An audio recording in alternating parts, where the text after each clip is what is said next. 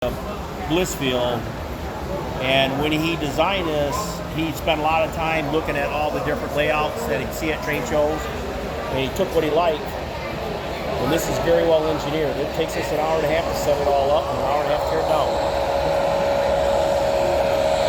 Everything that stays on there is the trees.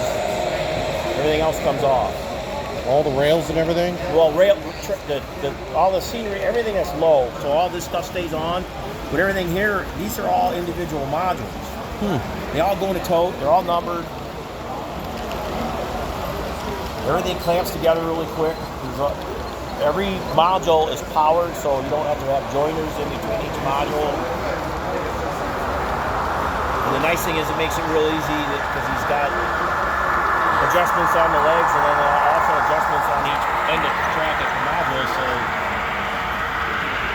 you can take care of because when this sits in a trailer when it ain't a trade show. So when you put it in, like yesterday, it was really cold in here, and then this warms up. So you get a lot of expansion and contraction. So we can come back the next day and make the adjustments and get it to some one.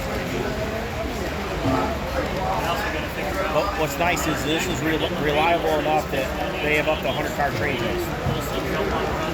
Okay. And what's the name of the outfit that has this? Well, it's private. It used to be the Hobo crew.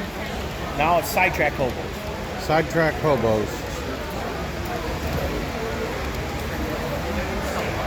Because the only thing that's left from the original layout is the track and the trees, all the buildings and all the mountains and everything are all new. It was just done I think 5 years ago.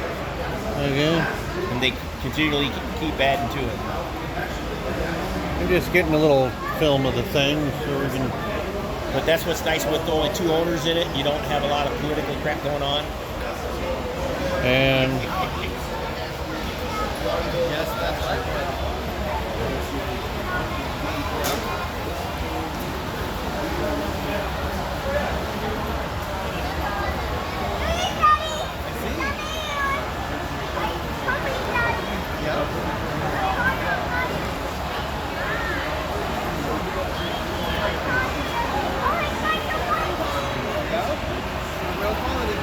I don't know if you can hear it, but I'm blowing the horn and the whistle, or the horn and the bell. My sound system isn't loud enough to go over everybody else's.